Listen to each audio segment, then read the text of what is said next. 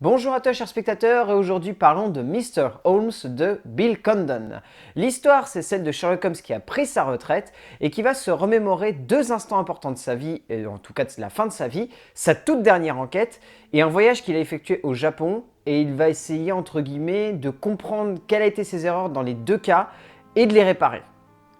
Pour faire simple, parce que comme tous les films de ce genre-là, c'est beaucoup de thématiques qui sont abordées.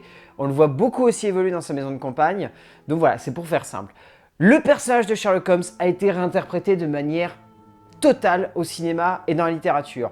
Rien qu'au cinéma, dernièrement, on a eu les films de Guy Ritchie, on a eu la série télé, et on a en plus ce film-là. Donc c'est dire, il a été réinterprété à toutes les sauces. Il y a même, je crois, il y a une série américaine en plus qui l'a réadapté, avec un Watson féminin. Voilà, il y a plein de manières de voir le personnage de Sherlock Holmes. Cette manière-là est intéressante et ressort du lot parce qu'on nous montre un Sherlock Holmes vieux, un Sherlock Holmes à la retraite, et surtout un Sherlock Holmes en plein questionnement et pas en plein milieu d'une énorme enquête. Et ça a vraiment un intérêt parce que ça apporte un intérêt très sobre et très élégant à un personnage qu'on a l'habitude de voir comme quelqu'un de grandiose et d'extraordinaire. Là, pour le coup, on est d'un point de vue beaucoup plus intime et c'est ça qui surprend pour un film qui est assez classique, mais dans le bon sens du terme, et qui a une élégance et une classe de chaque instant, qui font que lorsqu'on est devant ce long métrage, on est totalement happé par ce qui se passe devant nous. C'est extrêmement intelligent la manière avec laquelle il est foutu, c'est extrêmement fin la manière avec laquelle il regarde le personnage, et c'est extrêmement fin aussi la manière avec laquelle il trouve le moyen de le montrer en train de se remettre en question, et de le montrer en train de remettre en question toute sa vie et ses actions. Et ça, c'est vachement intéressant. Et puis, il y a toute cette idée d'héritage qui forcément est abordée lorsqu'un personnage est sur la fin de sa vie. Et toute cette idée de qu'est-ce qu'il va laisser derrière lui. Et cette idée de l'image et du personnage et de la personne qu'il a été. C'est extrêmement bien amené. Au niveau de l'écriture, donc c'est basé sur un roman de Mitch Culling, adapté donc du personnage de Arthur Conan Doyle. Et le scénario est signé par Jeffrey Hatcher.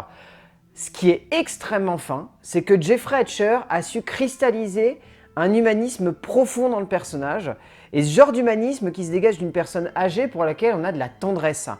C'est assez particulier, mais les premiers plans qu'on a du personnage de Holmes, c'est des plans où on nous montre un personnage assez antipathique et très refermé sur lui-même.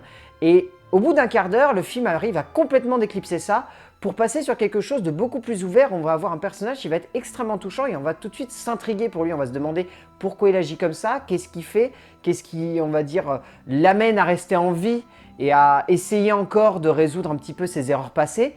Et c'est extrêmement bien amené par rapport à ça, et ça permet à la structure narrative d'avoir beaucoup de rebondissements. Ce qui est aussi très bien dans la structure narrative, c'est qu'on a comme point d'appui cette maison dans laquelle il passe sa retraite, et on a en plus cette dernière enquête qui nous permet d'avoir une autre structure narrative, et en plus on a un voyage au Japon qui permet d'avoir un autre élément dramatique. Donc on a une triple narration qui permet de, on va dire, de juxtaposer les différents points de vue, et d'avoir une alternance entre ces trois instants qui permet au récit d'être vraiment dynamique et de pas simplement se limiter à une histoire linéaire. Donc résultat, ça amène à des accents dramatiques et narratifs qui permettent de renouveler le film et de le renouveler au niveau de son rythme. Donc Hatcher a vraiment fait un très joli travail de rythme.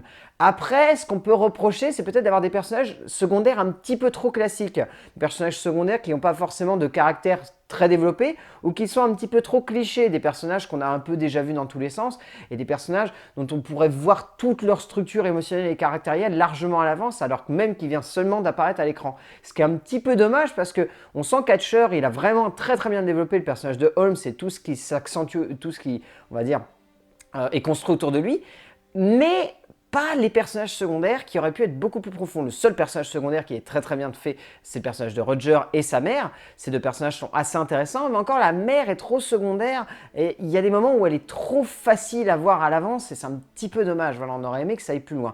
Bill Condon, au niveau de la mise en scène, a fait quelque chose de très sobre. Alors Bill Condon, il est plus connu pour avoir fait les deux derniers volets de la saga Twilight et dernièrement aussi le cinquième Pouvoir. Bill Condon, c'est un metteur en scène qui peut avoir des très bonnes idées, comme des fois, il peut pondre des trucs assez étranges visuellement. Et là, pour le coup, avec ce film, on est sur quelque chose qui est élégant, sobre, qui n'a pas forcément de grands moments de brio où on se dit « Waouh, il a réussi à pondre un plan, c'est ouf !» Mais il a ce côté très à l'anglaise, très sobre, où il permet de mettre en avant les acteurs, et en plus, les acteurs, on en parlera après, mais les acteurs sont monstrueux, de mettre en avant ces acteurs, et donc par le biais de ces acteurs, de gagner un certain style et une certaine manière qui sont très sobres, très élégantes et très à l'anglaise. Et ça permet d'avoir vraiment un cadre, on va dire, cinématographique où le spectateur se sent à l'aise, où il a vraiment cette sensation d'être dans l'intimité de ses personnages et d'être leur confident, d'apprendre vraiment à les connaître dans leur intimité la plus profonde. Et donc, ça permet au spectateur d'être vraiment accroché à cette histoire, de ressentir chacune des actions des personnages comme un retournement de situation extraordinaire, alors que pourtant c'est quelque chose de simple. Et c'est vachement bien amené. Et au-delà de cela, il y a un vrai travail sur le personnage de Holmes au niveau de la scénographie qui permet d'être accroché à lui, de vraiment ressentir avec beaucoup de subtilité tout ce qu'il va vivre et tout ce qu'il va remettre en question au fur et à mesure que le long métrage va se développer. Donc de ce point de vue-là, Condon, il a fait un très joli travail. Après, voilà, c'est assez classique au niveau de la mise en scène. C'est des mouvements de caméra qui sont très sobres, c'est des plans qui sont souvent posés, des cadres qui mettent en avant les acteurs et pas forcément le décor, alors que pourtant les décors, ils sont vraiment somptueux. La scène d'arrivée de Holmes dans son petit chalet, elle est très très bien foutue et ça met vraiment en avant les décors. Mais voilà, on a un côté très sobre en fait et ça fonctionne plutôt bien. Ça fonctionne plutôt bien parce qu'il y a des acteurs de fou en tête de ce film. Bon, on va en parler, il y a Ian McKellen. Laura Linney est vachement bien dans le rôle de la gouvernante, donc de Miss Monroe. Elle est vraiment très très bien. Milo Parker, superbe en Roger, vraiment superbe. Hiroyuki Sanada dans le rôle de Tamiki, le japonais qui va voir dans son voyage, est vraiment très très bien aussi. Ati Morahan dans le rôle de Anne, l'un des personnages dont il va essayer de résoudre la dernière enquête, est assez intéressant. Enfin voilà. Et forcément, il y a Ian McKellen. Ian McKellen là-dessus, il est... Waouh, il fout une claque. Cet acteur, il est monumental en tête de film, il est dingue, il est juste fou. Du début à la fin, on est à fond dans le film parce qu'il est à fond dans le personnage de Sherlock Holmes. Et il livre une interprétation qui a tellement de ton et tellement d'interprétation. C'est phénoménal de voir qu'un acteur à cet âge-là, il arrive encore à livrer des performances qui sont aussi marquantes. Et c'est dingue, mais il est juste divin et le film vaut presque rien que pour lui.